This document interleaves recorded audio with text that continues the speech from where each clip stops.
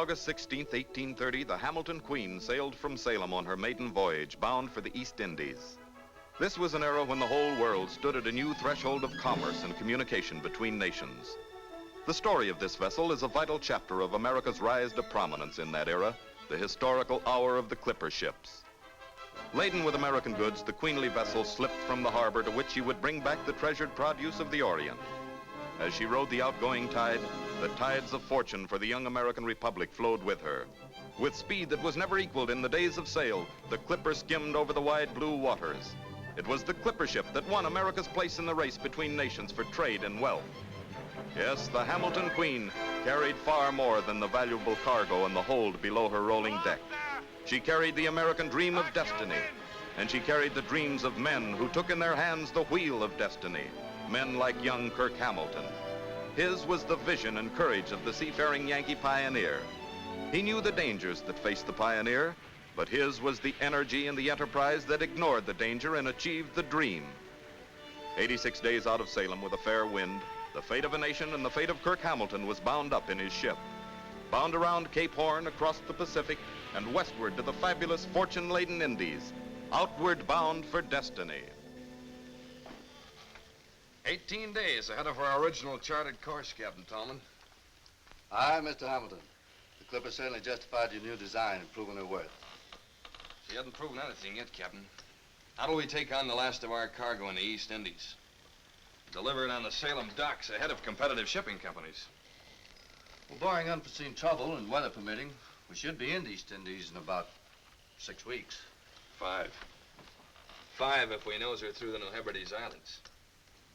That's risky, son. Too many seizures in those waters. Ah, there isn't a pirate ship afloat that can keep this clipper's sails in sight for 24 hours, Captain. Much less border. That's still taking a big chance, Kirk. Dad took a chance on us, Captain. His company and everything he owns is tied up in this voyage. If we're not the first ship back in Salem, no contract. That'll mean no more ships sailing under the Hamilton flag. You're a very persuasive mate, Mr. Hamilton. It's a very important voyage, Captain. Chart the course as you see her, mate. Thanks, Captain. Confound it. I never can keep any cigars around here. Salty! Salty! Salty!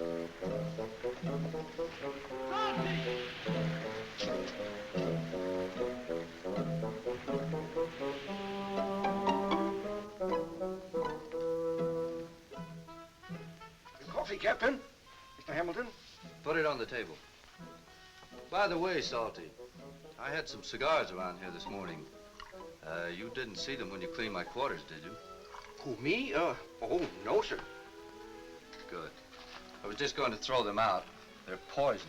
Poison, sir? Excuse me, Captain. I don't feel very good. I don't guess you'll be missing any more cigars. At least not until tomorrow.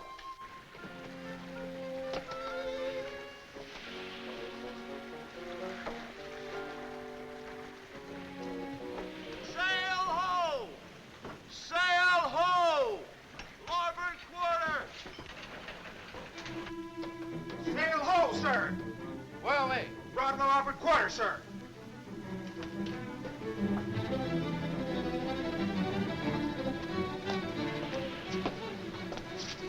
What do you make of it?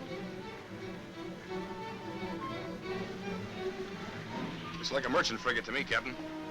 Man the sails. Lay 'em up. Lay alive!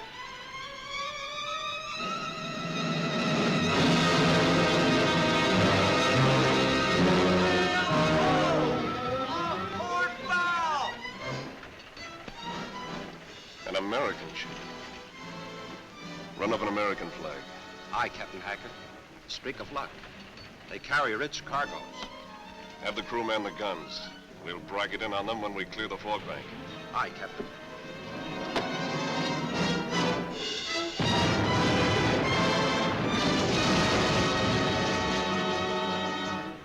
She's a pirate vessel, the Phantom. Main battery of 9-pounders. Secondary battery of 6-pounders, mounted on the forecastle and quarterdeck. We won't be able to battle her. We can outrun her. You want to test the speed of the clipper? Here's your chance. Aye. Have the men crowd on the sail. Run out the guns and get every man to his station. I'm going forward. Aye, aye.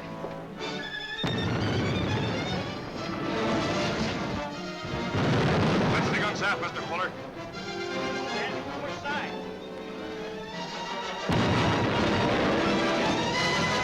Catch up that rigging! Raise those yards around! Lower off again!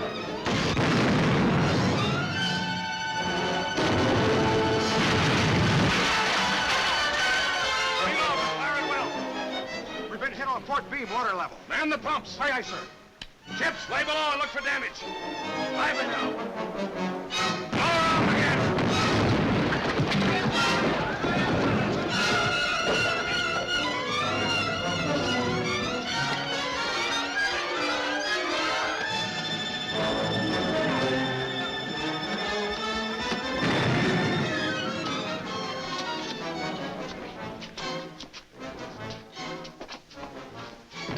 Take over, Mr. Morgan!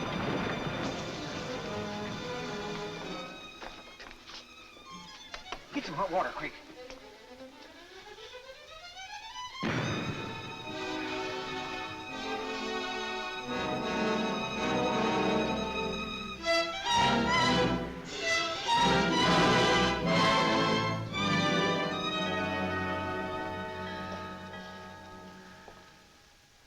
How'd the clipper do, Captain?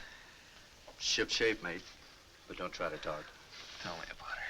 She left the pirate ship last night like she had wings for sails. Pain eased any, son? I'll be up deck side in short order, Captain. No use fooling yourself, Kirk. You've got a nasty splinter in that left leg. We can't remove it. You need medical attention, so we're dropping anchor at Queensland. I can hold out till we reach the East Indies, Captain. Our destination is Queensland, mate. That's an order. Under a full head of sail, the Clipper veered southward from her course and raced with the wounded Kirk Hamilton for medical help. 4 days later, she arrived at a tiny harbor on the coast of northeast Queensland and dropped anchor. The disturbing news of her escape spread quickly. This community had been attacked before by the pirates, whose return was greatly feared by the peaceful settlers. But they welcomed the Yankee seamen as fellow pioneers, and in a simple shack, Kirk Hamilton was made as comfortable as his painful injury permitted.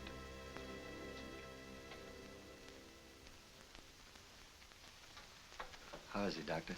Can't tell. I couldn't remove all the splinter. He's lost a lot of blood. How long will it be before you'll be able to remove the rest of it? Another week, maybe 2. It depends. Besides, he should stay here under observation for at least a month. Blood poisoning. You'll have to ship out without me, Captain Tallman. Is that the way you want it, son? That's the only way it can be, Captain. What happens to the Clipper and her cargo right now is more important than what happens to one man. We can't afford to lose even one day. I wanted to hear it from you, Kurt. I knew you'd want it that way. We can pick up the rest of the cargo in the East Indies and stop for you on the way back to Salem. It'll take 2 months. I'll be waiting, Captain. I'll leave Salty and Mercer here to take care of you. You'll need him. That's an order, son. Besides, with Salty here, I'll be able to smoke one of my own cigars for a change. Thanks, Captain. Right, mate. Yes, the news spread quickly throughout the little Australian settlement. And to men like Martin Shannon, a sheep rancher, the arrival of the Yankee Clipper and the story of her running fight with the pirates brought a very serious problem. The presence of the Sea Raiders threatened to disrupt the operation of the ranch. And to Martin Shannon, his ranch was of first importance.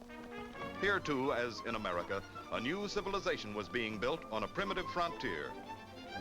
Here, where wild kangaroos hopped among the fields, the land was forced to yield to the farmer and the rancher. The land meant security and the bright hope of the future. But the colonists sent their wool and mutton to the Western world by only one route, the sea. Now their very homes, as well as the sea lane, were threatened by the pirates. While the men worked diligently in the pastures and sheds, their minds dwelt on the danger to their homes and families. Nerves became tense and tempers grew sharp. We should have government troops. All right, just a minute, man. One at a time. Now, what is it, Jackson? If the Americans were fired upon by the same pirate ship that raided our colony last year, then we might be in for more trouble, and soon. Why aren't these men at work? The men are worried, Mr. Shannon. Worried about what? But the raider ship's so close, they feel it isn't safe here without government troops. So? Unless a magistrate does something, they're moving back to the city. I see. Well, men, Magistrate Jeffries is on his way right now to Brisbane to request the governor's help. I just saw the American ship, and she's ready to sail. Now, if any of you men are afraid, get out. But if you're the men I think you are, you'll stay. And you'll forget this nonsense and get back to work with the rest of the men. Let me have those shears. Yeah, I think we better stay. All right, come on, go back to work. Say about it, I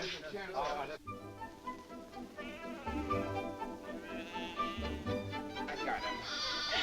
Here he is. Here you are, Janice, and he's all yours. Thank you, Mr. Shannon. It's all right.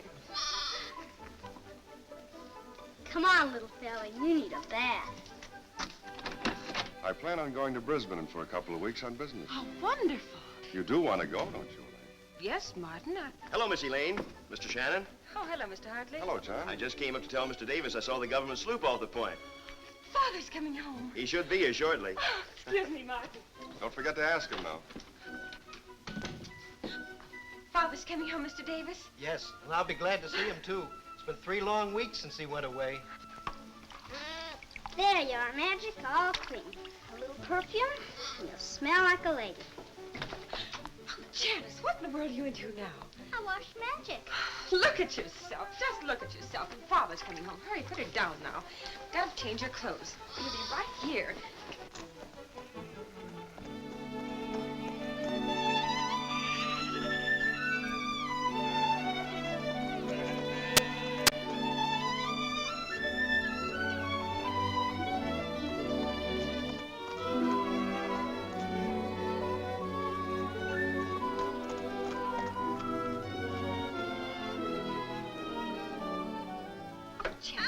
Jill.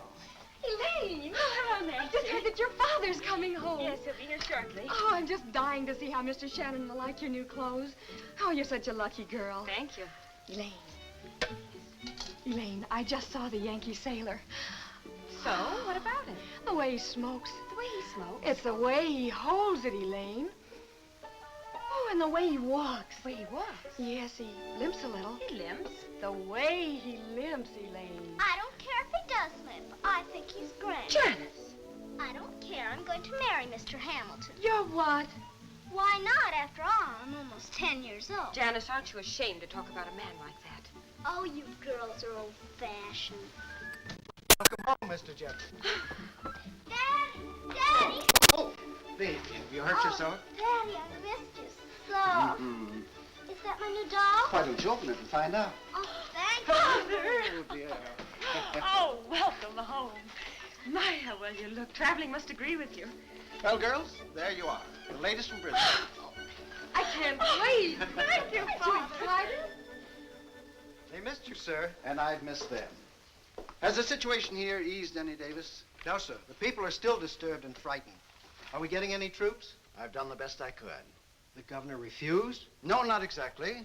He's promised to do the best he can. He's even promised to come here himself and investigate our situation. He's going to establish a garrison for our protection once and for all. But when? Promises don't help us now.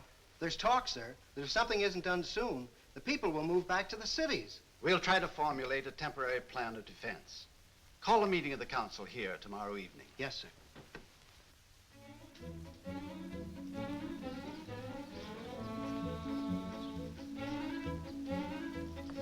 What's in the basket? Oh, something. Where are you going? Oh, places.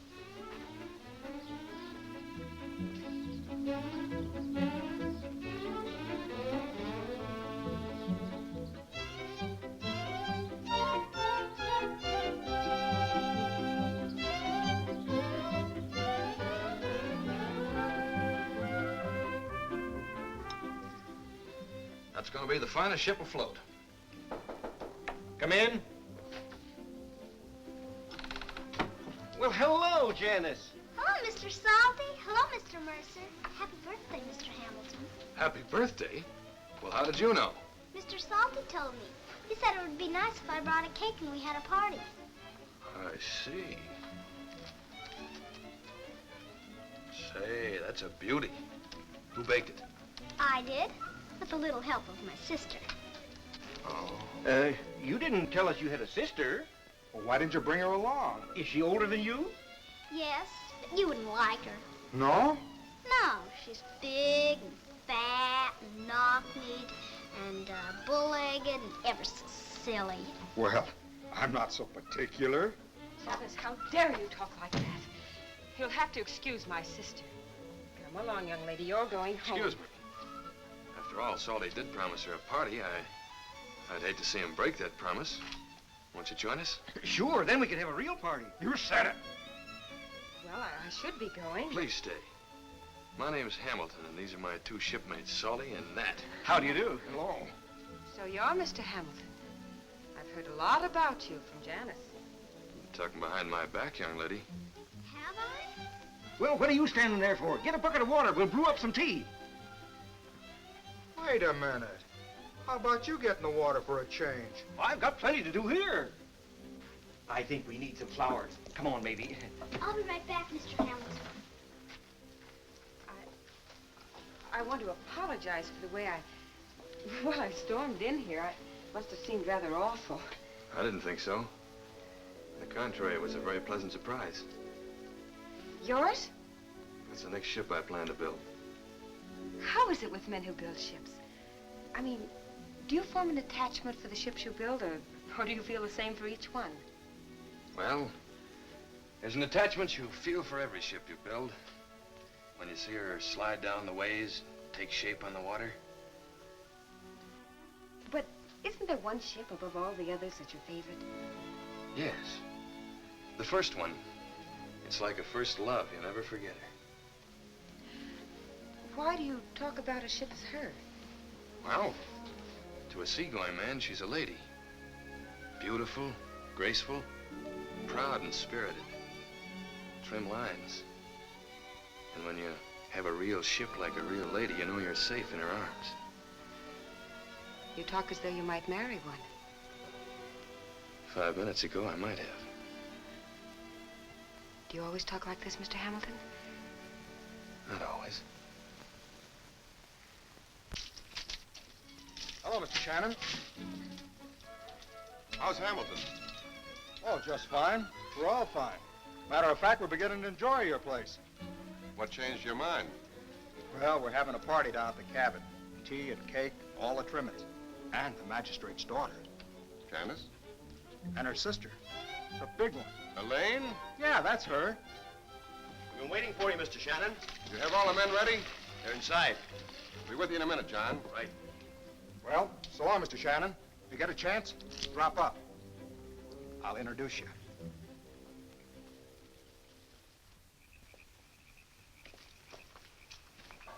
Oh, Janice, why don't you say goodnight to Mr. Hamilton and run along? I'll be there in a minute. Good night, Mr. Hamilton. Good night, Janice. And thanks for that birthday cake. You're welcome. It's been a wonderful evening, Mr. Hamilton. Kirk, All right, Kirk.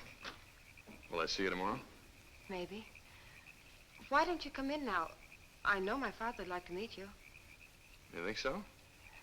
Very well, it'd be a pleasure. I ask you to share my confidence with me in the future. Now let us all reach a definite plan that will satisfy each of us. Oh, I'm sorry, Father. Come in. Please be seated, gentlemen. Come in, honey. Father, this is Mr. Hamilton. It's a great pleasure, sir. Thank you, sir. Mr. Shannon, Mr. Hamilton. We've met. And Captain Allison. How do you do, sir? How do you do? If you'll excuse me, Father, I'll put Janice to bed. I didn't mean to interrupt, sir. If you'll excuse me, I'll leave. No trouble at all. Sit down. I'd like to have a chat with you after the meeting. Take this one. Thank you. It seems to me, Magistrate, that if the governor can't send troops now, he'll never be able to. That's right. I don't know what all you men are so worried about. After all, pirates prey on ships at sea, not on land. They did invade our colony once before. Could happen again. If I might suggest... Why not organize your own militia, sir? We do in America. The Yankees right. That's what we need. Our own militia. A plan. How do we go about it, Mr. Hamilton? I'll have a general signal in case of invasion. Meet at one central point and fight as a unit. Mr. Hamilton makes sense. Such a plan would take time and men away from their work. It needn't. The plans can be worked out by one individual. The important thing is that everybody knows the plan. Sounds exactly like what we need. Would Mr. Hamilton assume the responsibility of developing such a plan? You have my heartiest approval. Why not begin at once? Is there some central location on high ground close about? Kavanaugh Peak. Well, it would be best to start right there. You can take one of my mounts. We'll all meet on Kavanaugh Peak at the pass.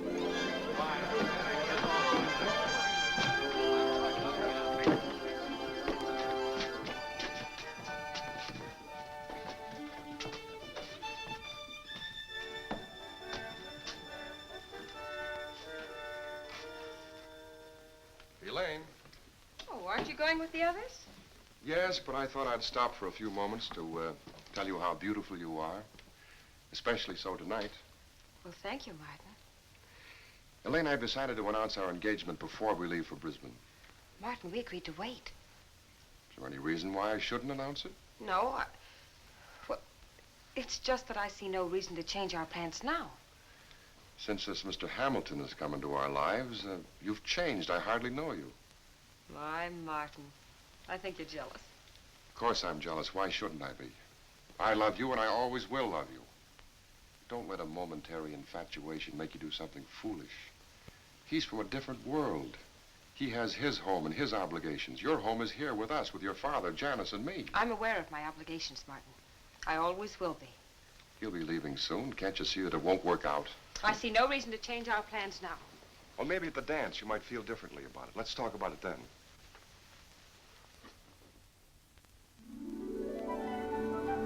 But the plans of Elaine Jeffries did not reckon with the plans fate had drawn for the young American.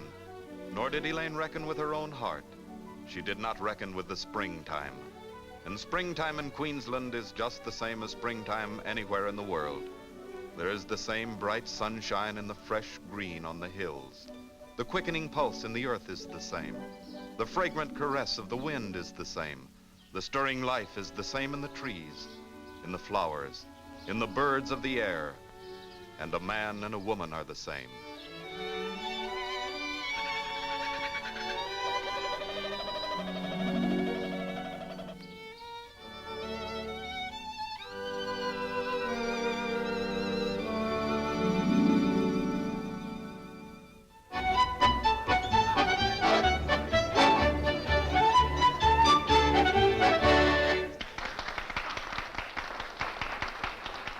Everyone seems to be enjoying themselves, Davis.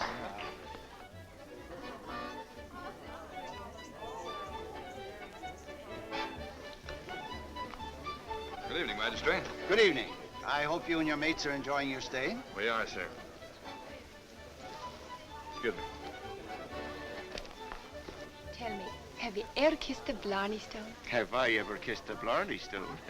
And the Blarney Stone is not all I'm going to be kissing. Close your eyes, getting salty.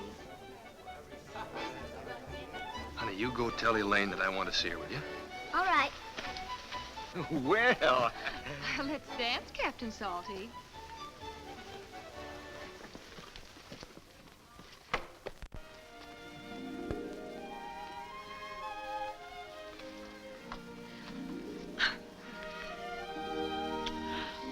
Kirk, there's so many people around. Really? I hadn't noticed. You're the only thing I've seen all evening. Did I ever tell you I loved you? Oh, just 1,000 times this past week. Oh, Kirk. Oh, Kirk, when you find someone you really love, it is a great discovery, isn't it?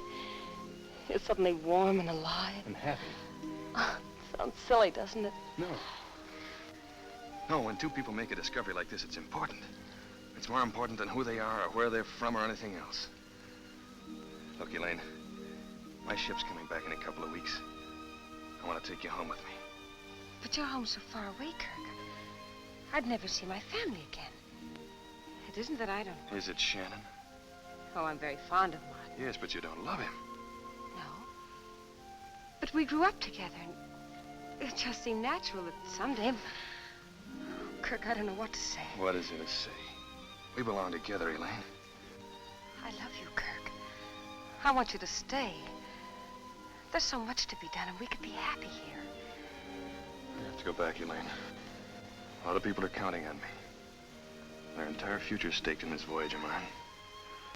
My life's on the sea. I can't give that up. What about my life, Kirk? Oh, Elaine, Both of you, you're acting like children. Come on, I'll take you home.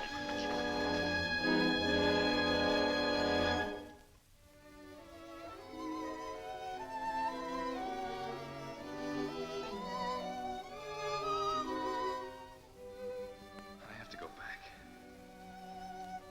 A lot of people are counting on me. Their entire future's staked in this voyage of mine. My life's on the sea. I can't give that up. I love you, and I always will love you. Don't let a momentary infatuation make you do something foolish. He's from a different world. He has his home and his obligations. Your home is here with us, with your father, Janice, and me.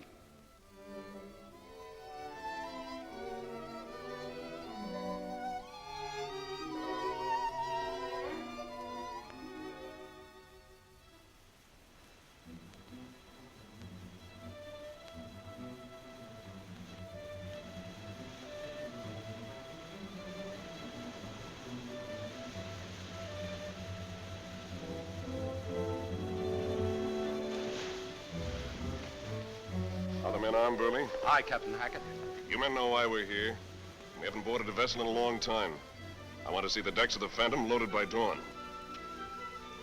Are the horses ready? We got the best stock that we could find. They're in the corral. Over there. Look what we found. Prowling around back there. You know what to do with them? Yes, sir. Come on. All right, shove off.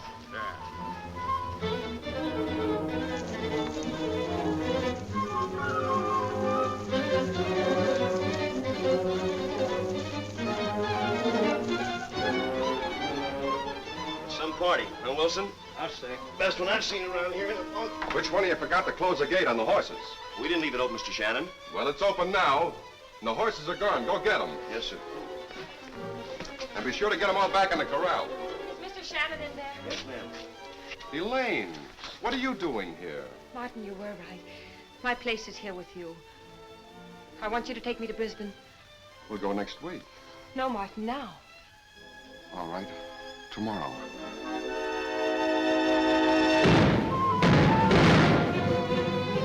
It's the Raiders. They're surrounding us. I've got to get her out of here.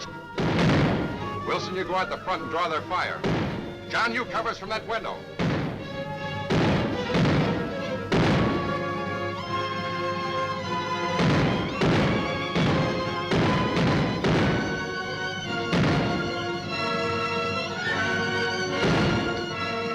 Get them!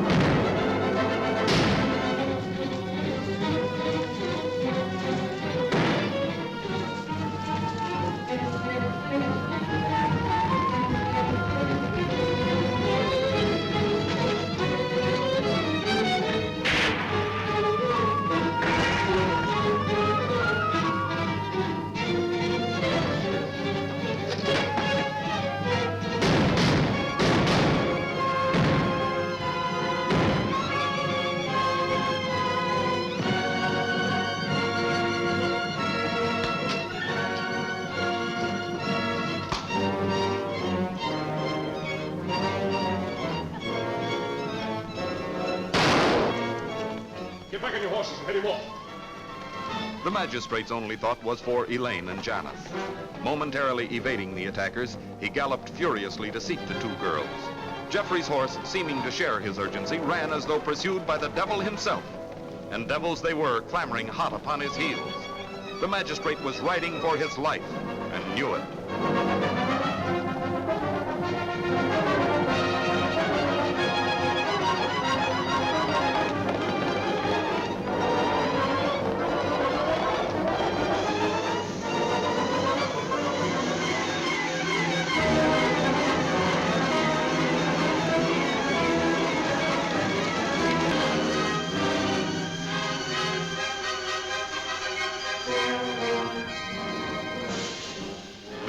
wake of devastation and death, the evil crew of the Phantom fled to their ship and put to sea.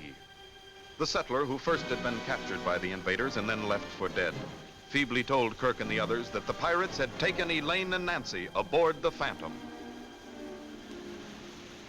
Your magistrate is dead. Your homes are burned. You're not going to stand idly by and do nothing. We've got to go after them. He's right. Your sloop, Captain Ellison's our only chance to catch that raider ship. But I've no authority to undertake such a mission. I'd have my ship's commission taken away from me. And besides, she has a small crew and no guns. We'll get you additional men and all the guns and ammunition you need. Just give us permission to board your sloop, Captain Ellison. What if one of those girls was your daughter? What would you do? Oh, hang the orders. We'll go. You get your men and guns and ammunition.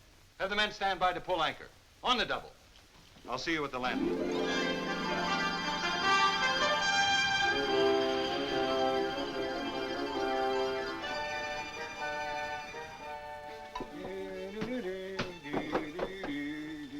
Started anything yet? Nothing.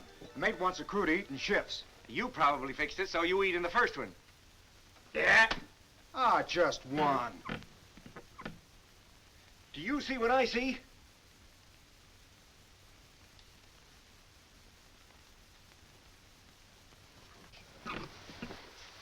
Salty. Oh, Janice, I'm only glad to see you, but here. Mr. Shannon. Mr. Hamilton. Why, Janice, what are you doing here? My daddy told me that if anything ever happened, I should hide. So I thought I would be safe here. Where's my daddy? Well, you see, Janice, your daddy and all of us were out fighting, and we... Why isn't my daddy here? Where's Elaine? Look, honey, we'll tell you all about that later. Right now, how about something nice to eat? How about a nice hot bowl of soup, huh? Salty has it all ready. I could use a bit of a meal myself. What'll it be, Salty? Well, we have soup and cheese and cheese. Well, Janice will have a bowl of soup. I really don't feel like eating, Mr. Hamilton.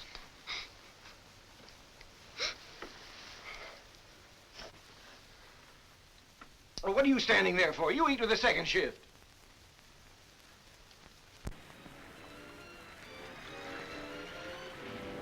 You must be proud of yourself, Captain. Looting, killing, preying on innocent victims, then hiding on the sea like the spineless creature you really are. I always thought I'd be afraid to face a man like you. Well, maybe these parasites you call men are afraid, but I'm not.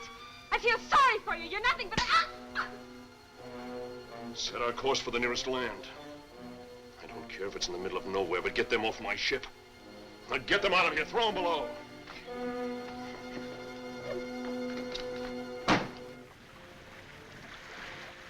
Seems to be changing her course. That may be to our advantage. How do you figure? Well, as long as we can keep her in our sights, we're all right. We're getting closer. She's about 2 hours away. That gives us plenty of time to chart our strategy. Make sure that every man knows his station.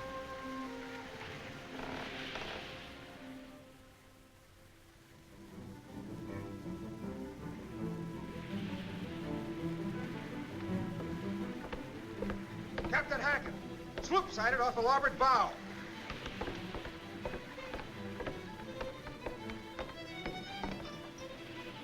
There she is, off the starboard bow. Roll out the 9-pounders. We'll blast her out of the sea. As long as the fog holds, they can't bracket their fire on us. Aye. The Saints are with us, Hamilton. Now, men, I don't have to tell you what you're up against. You know. You've seen these men fight. They've got no rules. Don't give them a chance. All right, to your stations. Hold her steady.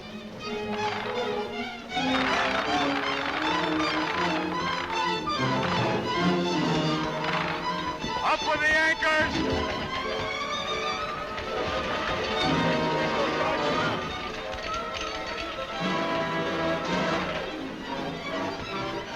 All right, Salty. Take your men and swim underneath the water to the other side of the ship. Climb aboard and draw their attention away from us.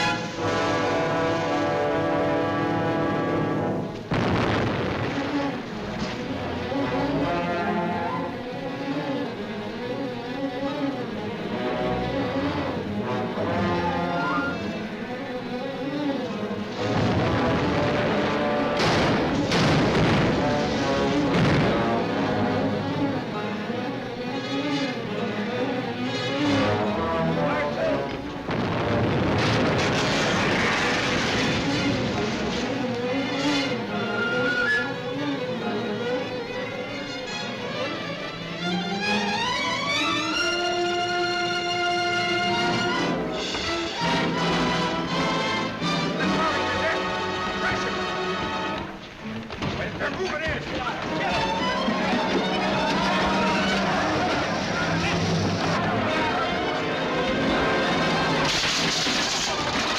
Can't stop the anchors!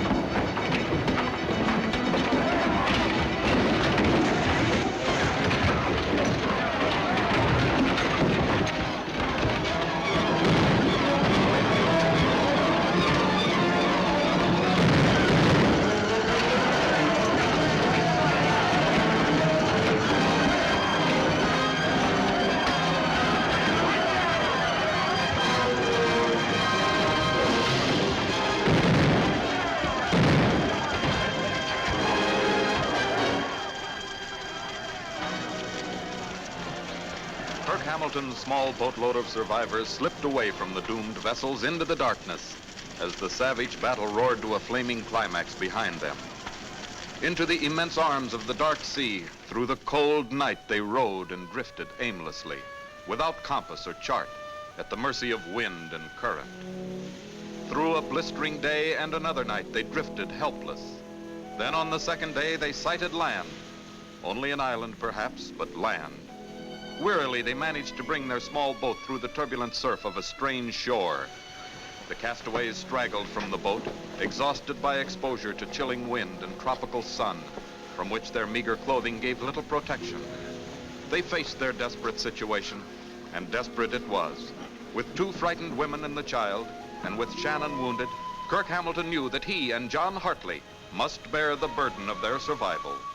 Grimly, his eyes met the glowering, forbidding aspect of a barren and desolate landscape. Harsh and cruel, it conveyed a silent, brooding menace. Well, let's move inland. Yeah, let's find a place for a campsite.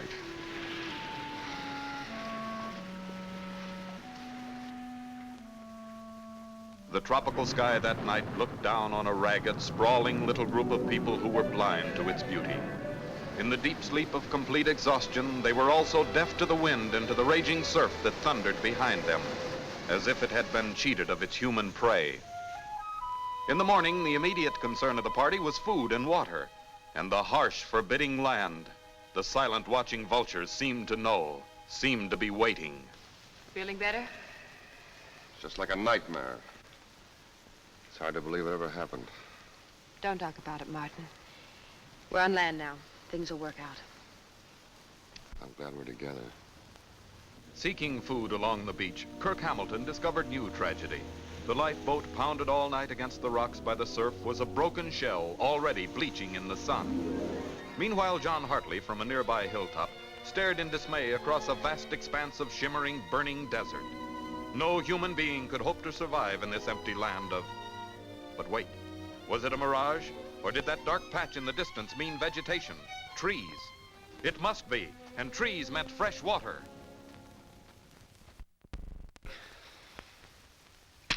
Not many, but it'll help. Find any fresh water? No. You have any idea where we are, Hamilton? Somewhere in the Dutch East Indies. It's typical of the lower island group. Barren, windswept, very little vegetation. Well, what are we going to do? Nancy. Mr. Hamilton! Mr. Hamilton! Water! I saw it from the hilltop. Plenty of it. Where? To the east, about 10 or 15 miles. Trees in a valley, lot of them. We'll take the boat to the other side of the island. It can't be too far inland. Well, let's get started. There's no boat. What? Smashed up on the rocks last night. But that shouldn't stop us from moving on. But with luck, we can make it over those mountains in one day. It won't be easy, but it's our only chance. Well, what are we waiting for? Let's go. All right.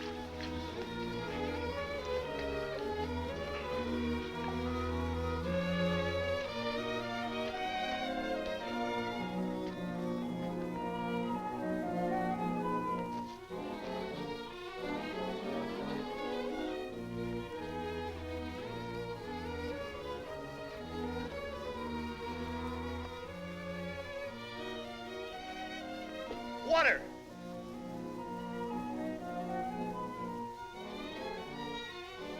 Over there, too! Frantically at the sight of the small, isolated waterhole, they forgot their weariness and dashed headlong to the precious liquid. But even wearier than he was thirsty, Shannon stopped in his tracks to rest. The others flung themselves feverishly down the slope to quench the agony of parched lips and swollen tongues, threw themselves avidly at the edge of the pool. Water.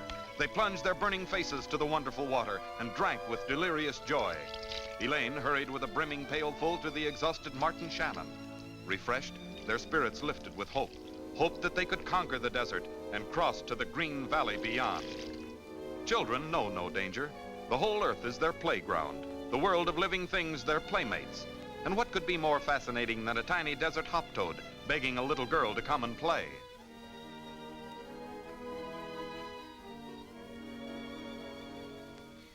Feel better? Elaine, if What, Martin? well, I was just thinking. If it wasn't for me, you'd be on the other side of the mountain. That isn't fair. Is it fair to the others? I know how you must feel, but you're tired. You'll rest when you get to the other side. Then what? You'll feel much better. Just wait and see. Elaine! Elaine! Janet? Janet!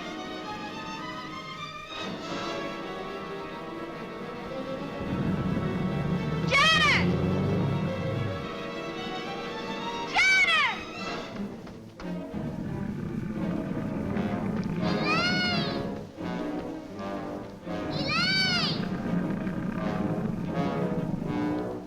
No, John! John!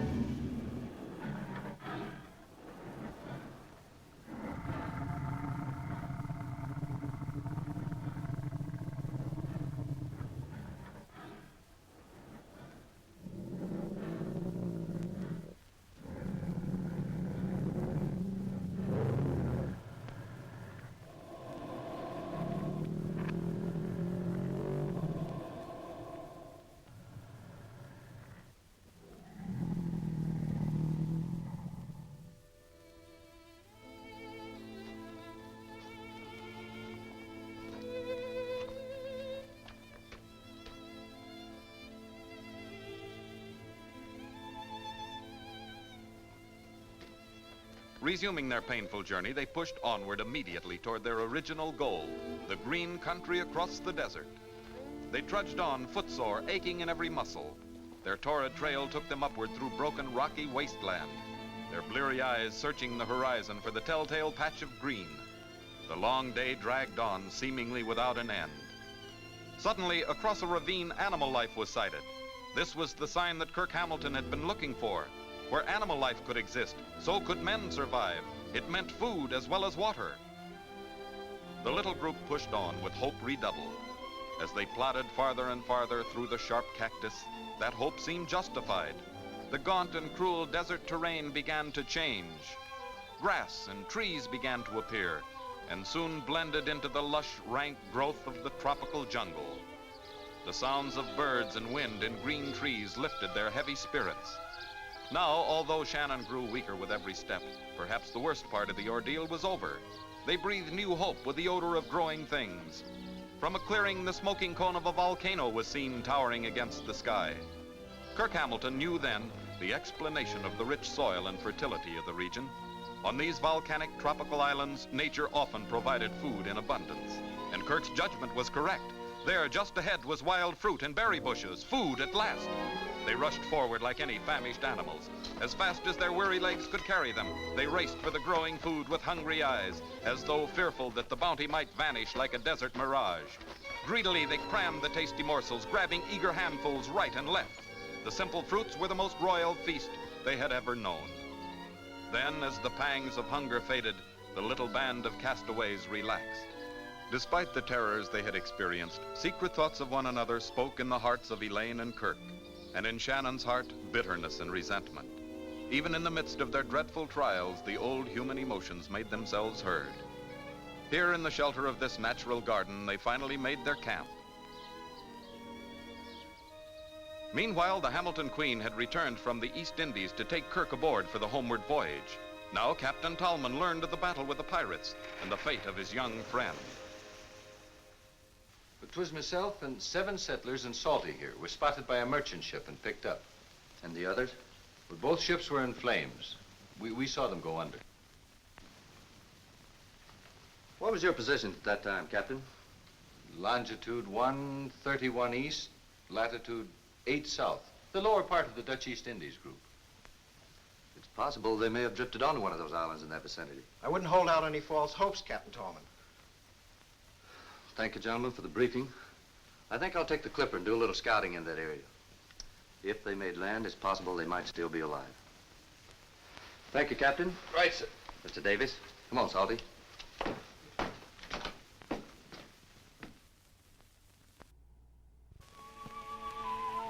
On the island, the castaways were drawing up their own plans for escape.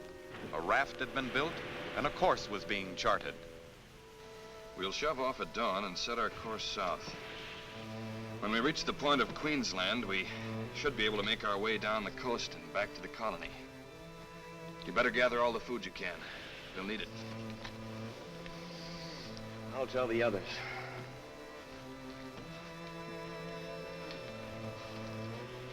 Well, we're shoving off at dawn. Home. I can't believe it. After all, Hamilton's a seagoing man, isn't he? He should know his business. At least we can be thankful for that. What are you thinking? I'm not thinking. I'm praying. We have plenty to do. Let's get all the melons and berries we can find. I'll help you. Is there really a chance, Kirk? It's our only chance. We've been here over 2 weeks now. Martin needs care and attention. Do you think he can stand the trip? He has everything to live for. As long as the good weather holds, we have at least an even break. Hey, Hamilton, come here a minute.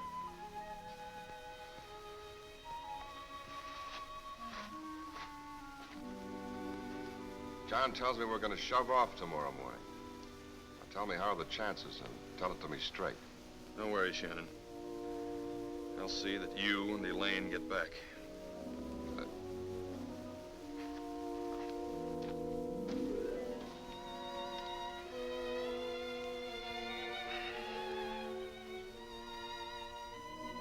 Ranging far inland, they collected all the food that the small raft might hold, preparing for the perilous attempt to sail home. They were certain that risking the sea on the frail craft would be the greatest challenge they had yet to face. Janice, honey, that's no way to be. We're going home now. Daddy were alive, he wouldn't. I know. Daddy would want me to be brave. That's right, honey. What's that?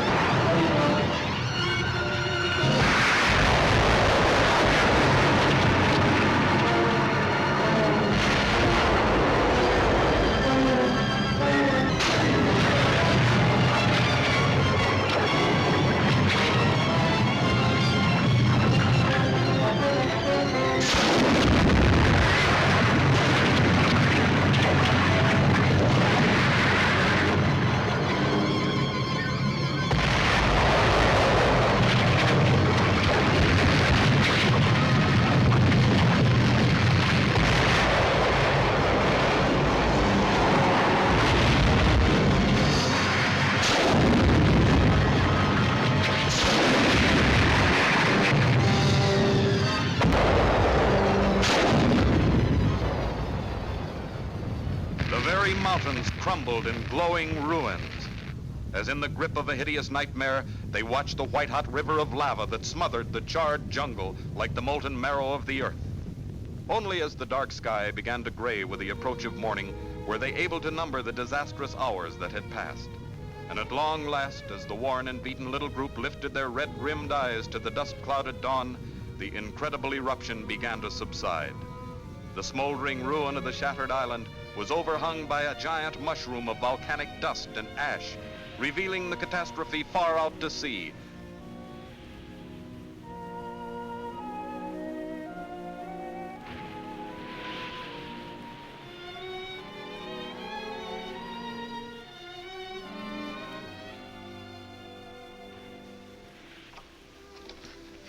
We'll have that raft back in shape in a couple of days. Yeah. I hope you make it. Shannon, you're gonna be with us. Never mind that. Just take care of Elaine.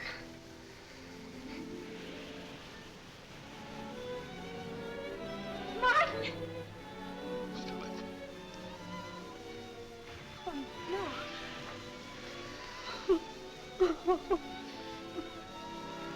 You got a lot of courage. Elaine, look!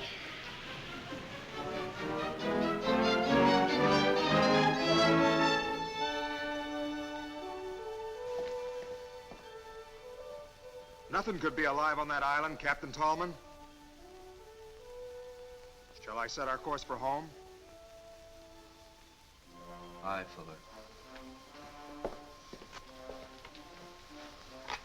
With a heavy heart, Captain Tallman gave the word to lower the flag of the Hamilton Queen to half-mast.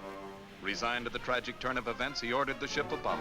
Unwilling hands turned the clipper back toward her homeward course. Kirk Hamilton was given up as lost. Look!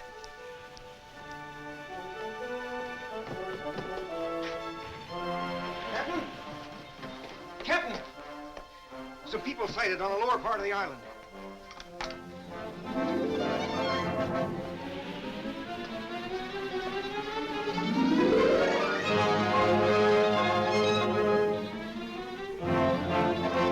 Chart our course for the island, Mr. Fuller. We'll pick up the survivors. Aye, aye, sir. Yes, it was these courageous Yankee seamen who conquered the dangers and the hardships. Men like Kirk Hamilton, who carried forward the dream of a nation and remade the plans of destiny to fit their own dreams. Dreams of home and hope and happiness in a new world of the future. A new world just over the bright horizon.